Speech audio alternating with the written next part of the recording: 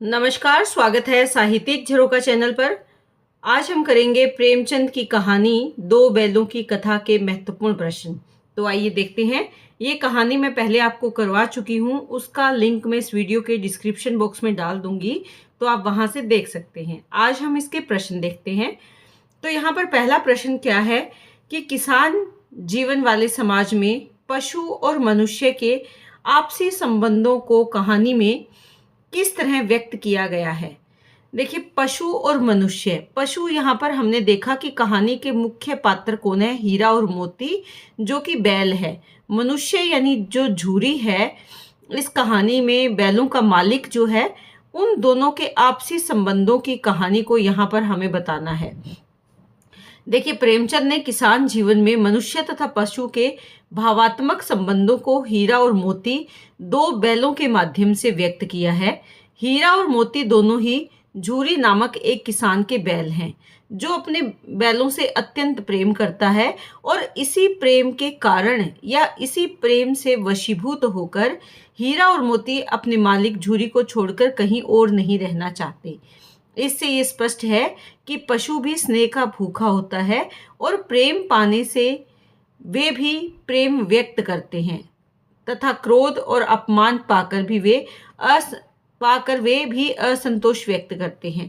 क्रोध और अपमान उन्हें कहाँ मिलता है? जब वो गया उनको ले जाता है तो गया के घर उनका अपमान किया जाता है या गया उनके प्रति क्रोध का भाव रखता है, उन्हें मारता है, पीटता है, तो वहां पर वो असंतोष व्यक्त करते हैं।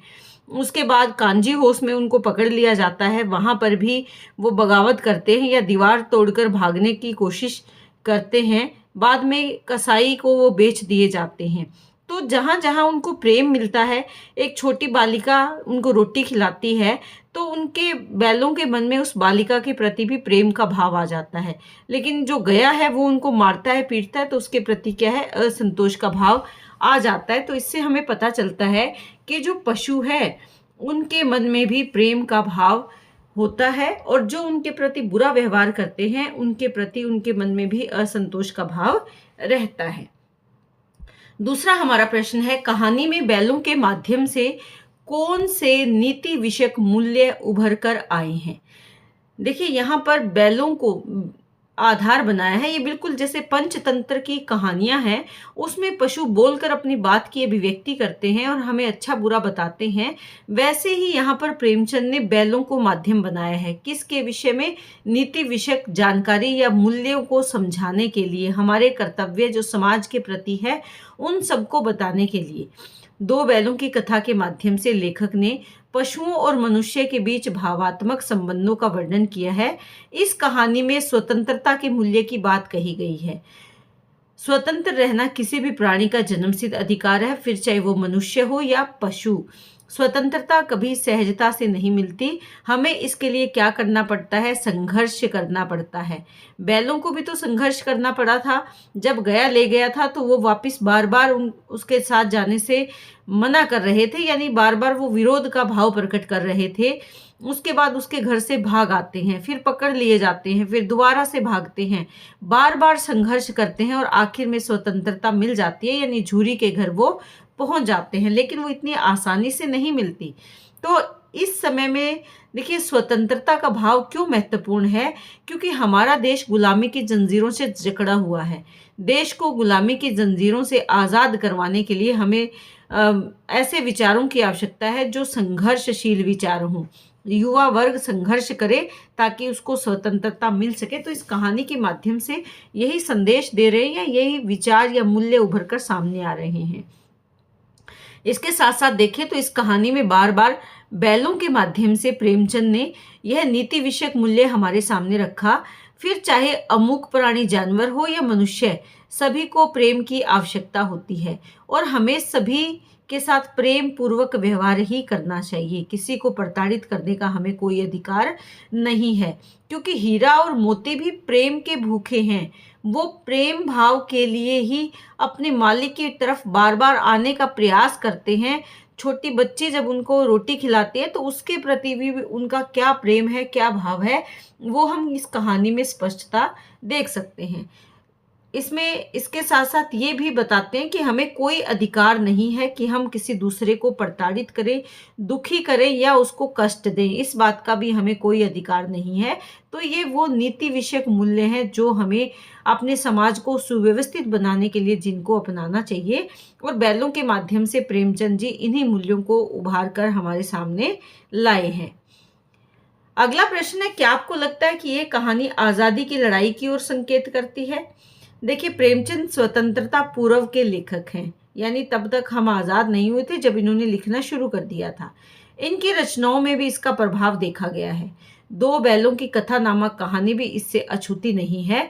मनुष्य हो या पशु, पराधीनता किसी को भी स्वीकार नहीं है, यानी गुलामी कोई भी नहीं सहना चाहता। यहाँ पर भी तो हीरा और मोती बार बार गुलामी की बेड़ियां तोड़कर भागने की कोशिश करते हैं। तो सभी स्वतंत्रता चाहते हैं। इस कहानी की कथा वस्तु भी इन्हीं मनोविचारों पर आधारित है। प्रेमचंद ने अंग्रेजों द्वारा भारतीयों पर किए गए अत्याचारों को मनुष्य तथा पशु के माध्यम से व्यक्त किया है।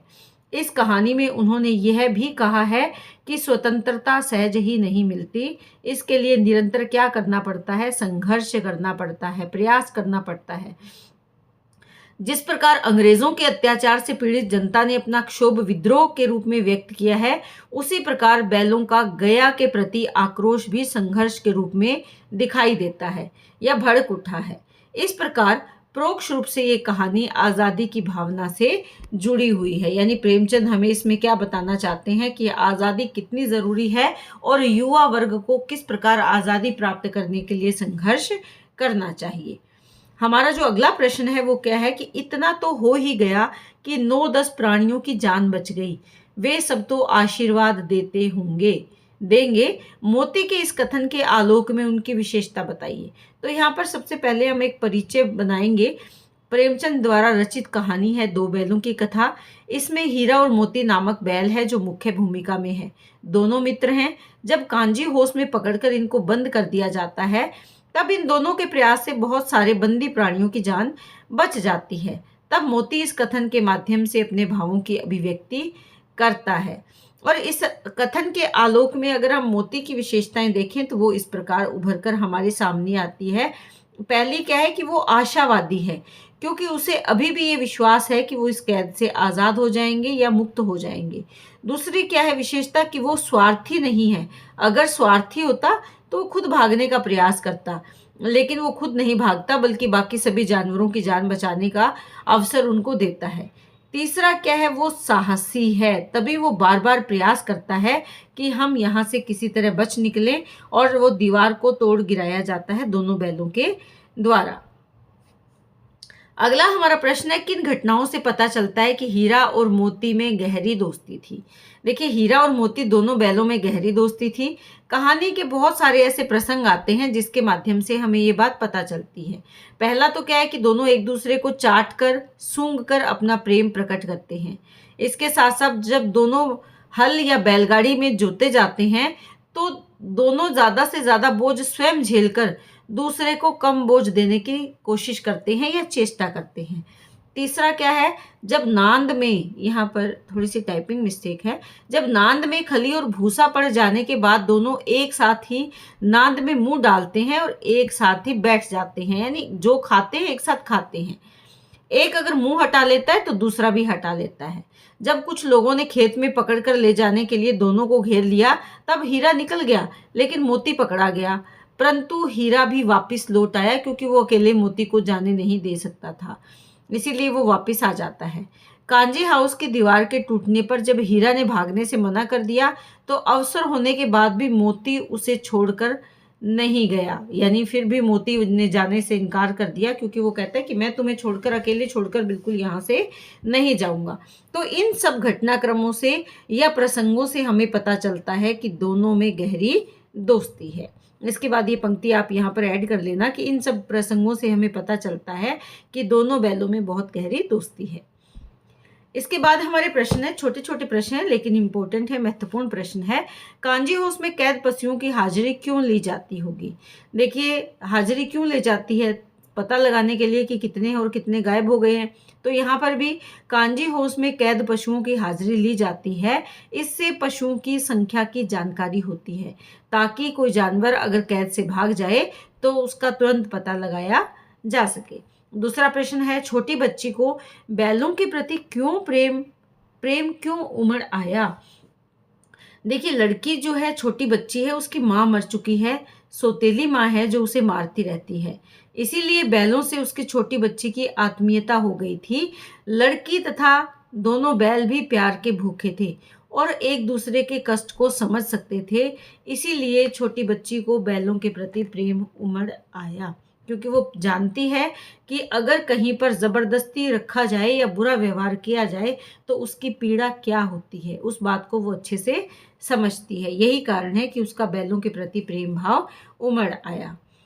अगला हमारा प्रश्न है, प्रस्तुत कहानी में प्रेमचंद ने गधे की किन स्वभावगत विशेषताओं के आधार पर उसके प्रति रूढ़ अर्थात मूर्ख, देखिए रूढ़ है, हम कहते हैं गधा मूर्ख प्राणी है, यानी रूढ़ यानी पक्का कर लिया है हमने इस शब्द को गधे के साथ, का प्रयोग न कर किसी नए अर्थ की ओर संकेत करते हैं। लेकिन प्रेमचंद इस शब्द का प्रयोग कम करके कोई नया अर्थ हमारे सामने लाते हैं। वो क्या है? देखिए, यहाँ पर अगर हम देखें, आम तौर पर गधे के लिए किस शब्द का प्रयोग किया जाता है? मूर्ख शब्द का प्रयोग किया जाता है। परंतु प्रेमचंद के अनुसार गधे में सदाचार और साधु संतों के गुण हैं।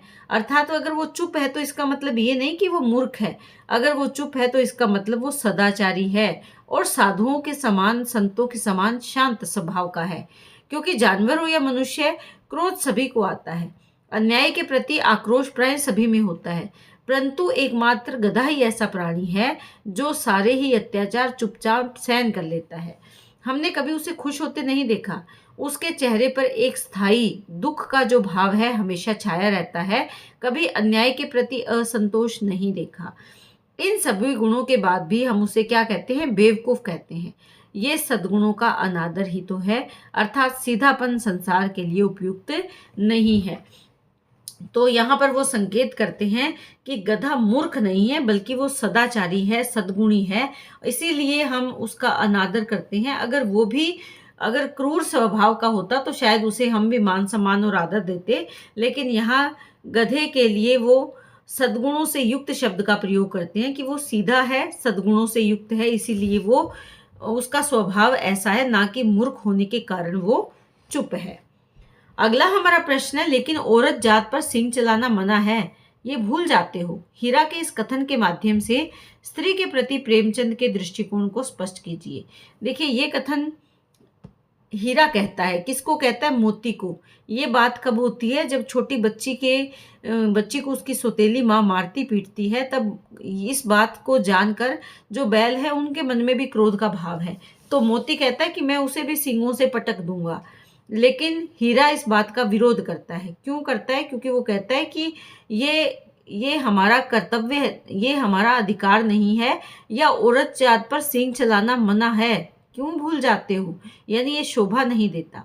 देखिए, जो हमारा समाज है उस समय नारी के प्रति कोई ज़्यादा मान सम्मान और शिक्षा की व्यवस्था उस समय नहीं थी। उसी बात को, सामाजिक कुरीति को की ओर संकेत करते हुए यहाँ बैलों के माध्यम से प्रेमचंद जी ने इस समस्या को उठाया है। प्रेमचंद के मन में नारी जाति के प्रति सम्मान की भावना थी। नारी का स्थान समाज में सर्वोपरि है, वह पूजनीय है, इसीलिए नारी पर प्रहार करने को अमानवीय कहा गया है। प्रेमचंद ने अपनी रचनाओं में स्त्री पात्र का आदर्श रूप प्रस्तुत किया है तथा उन्होंने स्त्री प्रधान रचनाएं भी की है।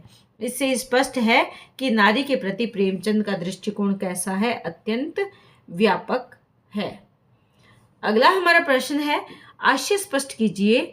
अवश्य ही उनमें कोई ऐसी गुप्त शक्ति थी जिससे जीवों में एक श्रेष्ठता का दावा करने वाला मनुष्य वंचित है। उनमें, किनमें? बैलों में गुप्त शक्ति, छुपी हुई ताकत थी। लेकिन अपने आप को जीवों में सबसे श्रेष्ठ कौन मानता है? मनुष्य मानता है। लेकिन यहाँ पर प्रेमचंद जी कहते हैं कि मनुष्य से भी अच्छी वाली शक्ति थी, किसमें? बैलों में, और वो शक्ति छुपी हुई थी, क्योंकि वो दोनों एक दूसरे के भाव को बहुत अच्छे से समझ जाते थे। देखिए, मुंशी प्रेमचंद द्वारा रचित कहानी दो बैलों की कथा में मोती व हीरा नामक बैलों के आपसी संवादों के माध्यम से लेखक ने तत्कालीन अनेक समस्याओं का चित्रण किया है। समाज में जाति व धर्म के आधार पर किए जाने वाला वर्ग विभाजन एक समस्या के रूप में ये चित्रित हुआ है। लेखक का यहाँ पर अभिप्राय या आशय क्या है? पशुओं के आपसी स्नेह से है।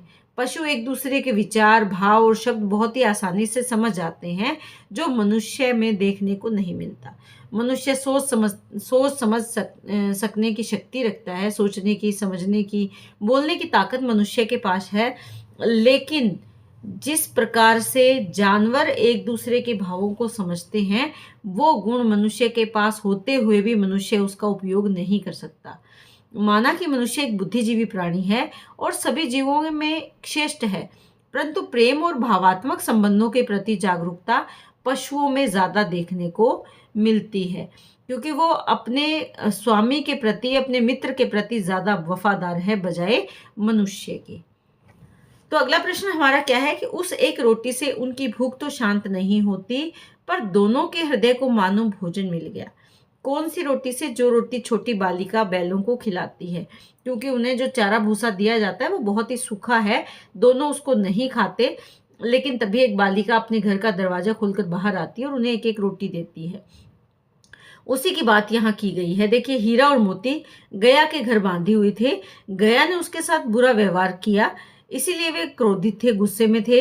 लेकिन तभी एक नन्ही सी लड़की ने उनके पास आकर उन्हें एक रोटी दी। उस रोटी से उनका पेट तो नहीं भर सकता था, परंतु उसे देखकर उनका हृदय जरूर तृप्त हो गया।